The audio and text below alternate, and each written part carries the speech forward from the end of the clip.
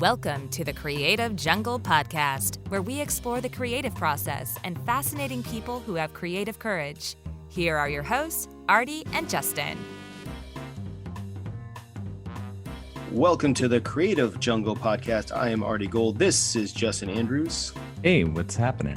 Well, Justin, what's happening is you might feel like you're in a whole new world because for the last couple of years, we've been talking about video and the video production part of the jungle. And I think towards the end of last year, we started really diving deep into something we're really personal about, which is the creative process. So I'm sorry if I confused you with that open, because you probably thought, hey, I'm in a different podcast. Where am I? Right. Yeah. So I'm not getting paid to be on two podcasts. And I didn't want to confuse you, because I know you've been kind of in your basement since COVID started and your background changed a little bit, but the color scheme of your whole thing hasn't changed. So just don't want to confuse you, buddy, because this is a whole new world we're diving into. It's a jungle out there, like you said. I think, we're a video production agency, and it's easy for us to focus on video, and that's our weapon of choice when it comes to communication. But when we looked at the conversations that we're having with clients internally with our team, video is just sort of a byproduct of the bigger picture, which is about creativity. And I know you and I are both fans of, well, you much more than me, but Disney and places like Pixar, where, they make these beautiful films, but again, like it's about the creative energy at these locations. So let's talk about what we're doing this season. Who we talking to? That's the beauty of, I think, where we're going with this is, I think we're allowed to talk to anybody in the creative process, right? And I think that we're still going to talk to people in video and film, but I think we're going to talk to people in the marketing and the ad agency world. But more importantly, I'm really excited about talking to people like outside of those worlds as well, like artists. And I know you're really big on music and, architecture. And I think there's a creative process everywhere that we can learn from. And I think you hit it on the head. When, my philosophy has always been, we choose our distribution method to be video and film because that's what we do well. That's what we're great at, right?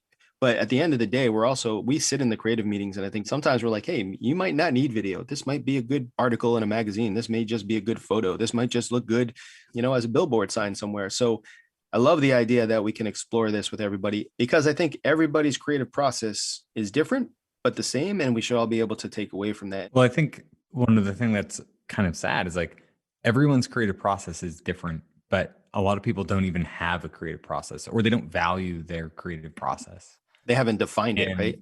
They haven't defined it, or they don't actually schedule time to make it a point to say like, hey, creativity matters here. And I was listening to another podcast the other day that was talking about how big brands are now investing in creativity and creatives at an executive level, which is very new. And when you're going to design a thing like an application, it's very rarely now just about the functionality of the application or how good something is. And you see it in like the computer world, where arguably PCs are much more powerful computers than Macs, pound for pound from a dollar standpoint. But Macs have a much better user interface. And I think it's creativity that led to some of those decisions to create an interface that works better with users. And that's like a business example, but I think what you're hitting on is like, it's not just business people and business creatives that we should draw inspiration from in a business setting. For us, looking at musicians, looking at even people like, I don't know if we're going to talk to potters this season, people that make pottery, but I've been watching the Great Potter Throwdown. Like, hey, you can pull from someone's creative process. And I think there's a lot of power from not always looking outside the box, but looking in a different box and saying, hey, if I'm in this industry, can I learn something from the creative process over here that is going to force me to think outside of my box? And that's what I think we want to bring to the table with this upcoming season of the Creative Jungle Podcast. Yeah, and it was interesting because halfway through the original concept of this podcast, the Video Jungle Podcast, we interviewed one of your mentors, Michael Roberto, who wrote a book about creativity. And I remember during that interview going like, man, this is a really great topic to talk about, because I think we're both really big on the creative process. But Mike said something that I think you appreciate now that you have kids.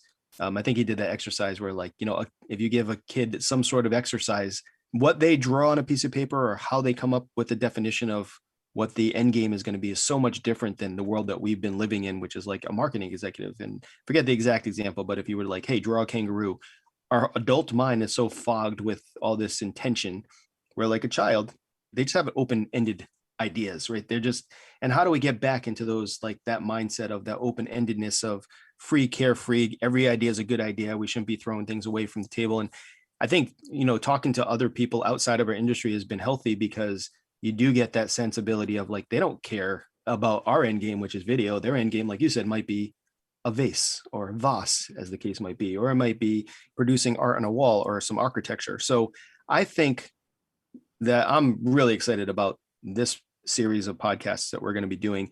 What's your favorite part of the creative process? Because I know we've dealt deep into our ideas as a company with the creative courage and starting Find Your Fascinating, which is trying to get people to explore what the creative process is. But why do you love the creative process so much?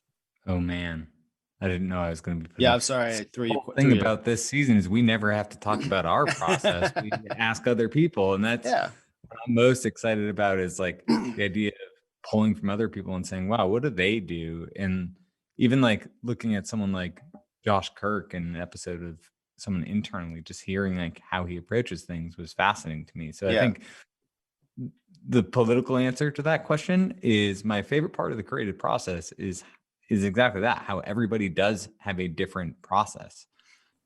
The step that I really love is the first step, where you're in a zone where you really don't have to commit to a thing yet. You don't know what the tactic or the tool or the end solution looks like exactly. So it's a little bit more vague. And in our world, what that means is like, we don't care what type of video it is yet. Is it live action or documentary, or is it animation? I like that phase where you're looking at the problem and saying, what's the best way to answer or showcase what we're talking about here? So for me, it's like my favorite part of the creative process is the unknown stage, where anything is possible right before you narrow down to say like, okay, this is the answer and this is what we're doing, and let's script this. And I do like scripting, but I personally like that sort of exploration phase, the pioneering phase, if you will.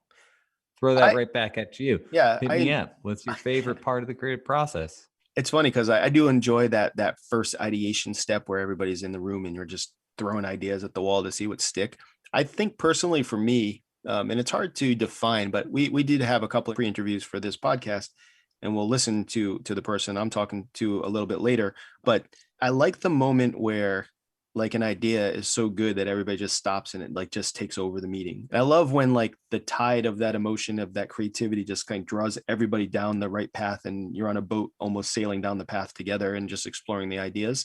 I think what the creative process does, hopefully, and what we're going to learn from this season is how do we kind of hone that back in to get back on the right track so that we can like figure out where we're going with it. But the guest that I was talking about, she described that process as like the flash moment. Like she gets a flash, and it's like when that it just all starts to connect and just feels right. It's like, yes, that's it. That's the one.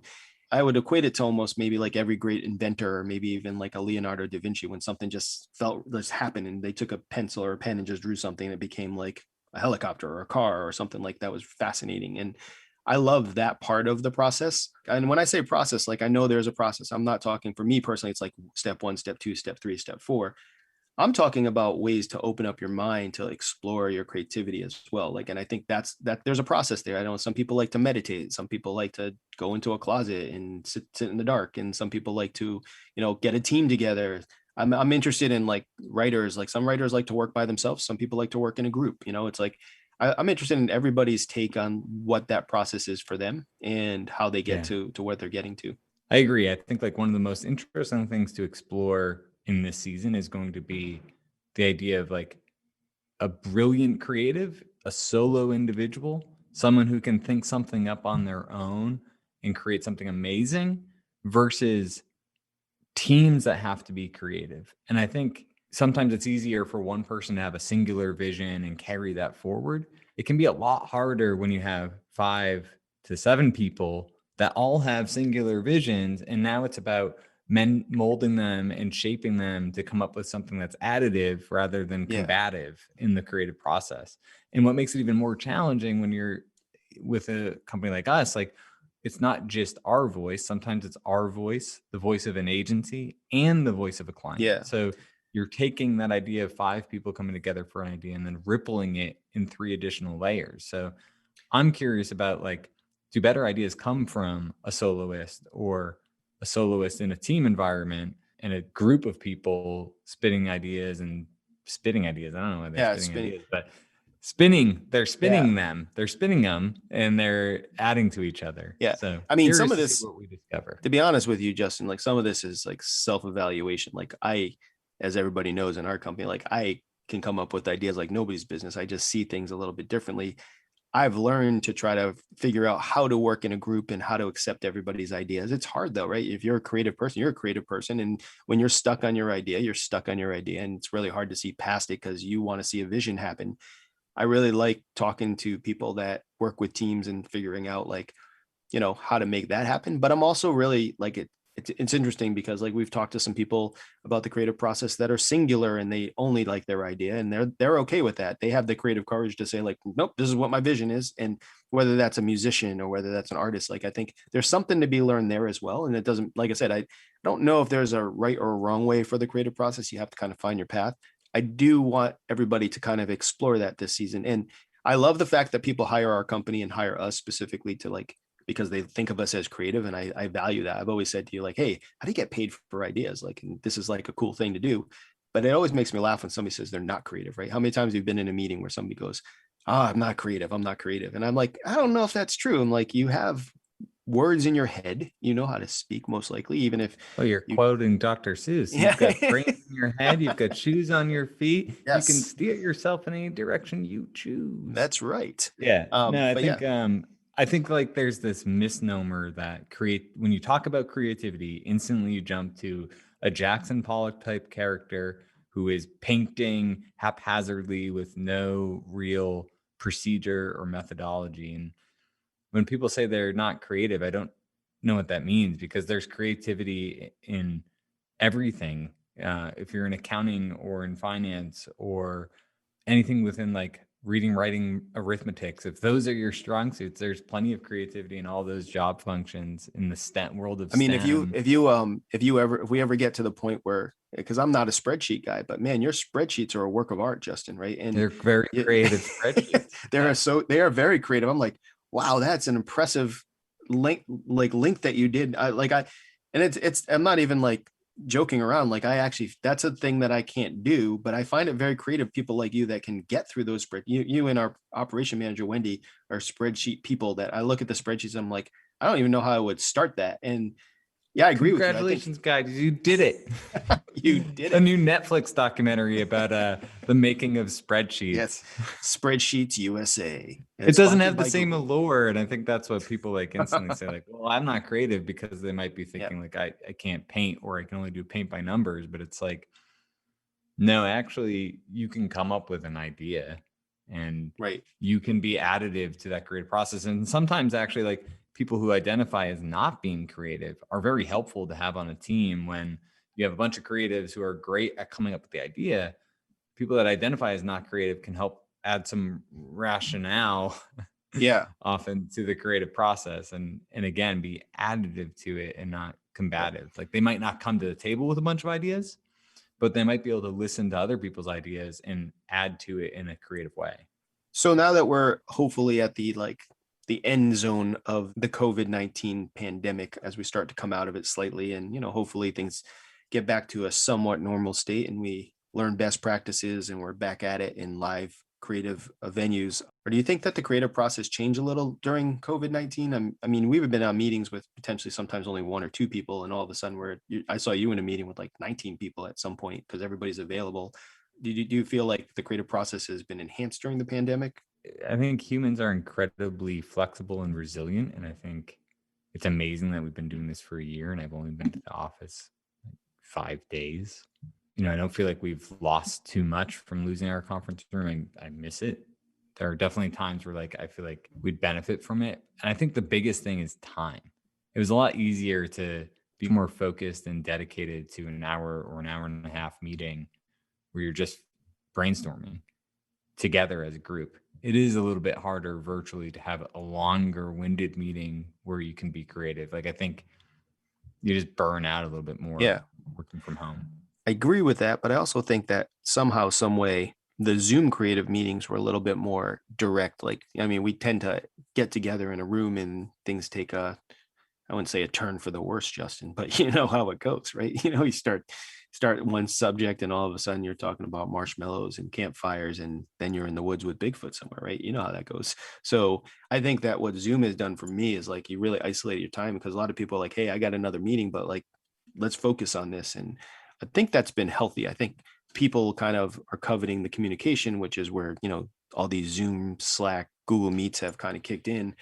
I'm hoping that like that continues a little bit more, where people are available, because I do think that everybody adds to the creative process, because we talk about a lot, even in our own company, we get most of our great ideas from people we wouldn't be expecting, right? And you invite the editor to the table and all of a sudden you're like, wow, that's the best idea we have. And I think that happens at every company. I think people just, everybody has a certain technique to trying to figure out what the creative process is. But more importantly, I think for me, it all comes down to creative courage. And that's what I want people to really explore from these podcasts. Everybody we talk to, or we're going to talk to during this season, I believe in my heart are the people we talk about that have creative courage, and to a certain extent have found their fascinating. We talk about find your fascinating all the time. And I like the fact that this allows us to talk to people that are in that kind of that realm that we always talk about, because it is frustrating when you do this a lot, right? We pitch these great ideas to a company and then they just don't have that creative courage to push forward because they're a little bit afraid. But some of these people, they're not afraid, right? You're talking about people that have a lot of courage out there. A lot of people are more motivated by fear or more motivated by losing than they are of winning or of feeling good about something. We interview a musician this season, hearing him talk about like stripping out that layer or that shell of who he thought he had to be and getting more true to himself allowed him to do more creative work that he thinks is much better, because like a lot of his original work, he doesn't even like playing anymore because it felt like he was being a character as opposed to being himself. And I think that applies across the board to people. If you can live in a world where you're driven by being courageous and going after something that you know is really good, as opposed to operating out of safety and operating a bit in that fear zone of go with the safe thing, which certainly there's a time and place for. I think if you can at least give the creativity a shot from the beginning, you'll be surprised with what you walk away with, not only in terms of the end result, but how you feel doing it. Just like shedding that layer, that veil of this is the way things have to be, and pushing for something different. Yeah, I'm excited about this season, excited about exploring this creative process. As always, if you want to learn more about our podcast, specifically the Creative Jungle podcast, you can go to animusstudios.com. And I know, Justin, you and our creative team put a lot of work into the rebranding of our company. So you get to see that, which is nice, and get to meet our team a little bit more. Feel free to leave us any messages or contact us if you want us to interview you or anybody else, or if you want to learn more about animusstudios.com.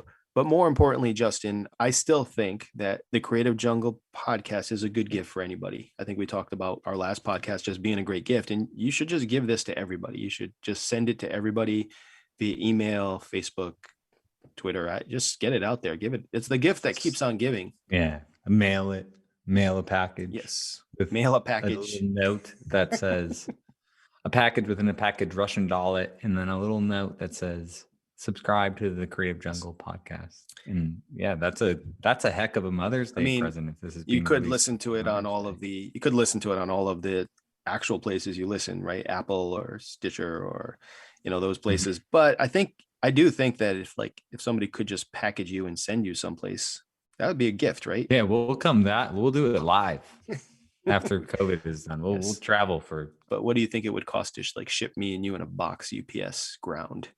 I have no idea. I wouldn't know. But our UPS driver, by the way, is spectacular, right? He would figure out a way to get us something. We should have him on. we should have him on. This is exactly the point, Justin. Like, you don't think about it, but I bet you he's one of the most creative people you know, because he's probably always thinking about his path and how he's going to get. So our UPS, I won't give his name yet, but our UPS driver is like a foodie. He loves food. And I guarantee you, he produces his entire route for his UPS day where he stops to eat. Would you disagree with that? Listen, if you're dedicated to keeping a spreadsheet of all of the international cuisines you've eaten on a per country basis, and you're hounding the Swedish woman that you just delivered a package to for authentic Swedish food. There's something creative there. I don't know what it is, but it's there. It's there. It's absolutely there. The Creative Jungle podcast is a product of Animus Studios. Explore our creative process at animusstudios.com.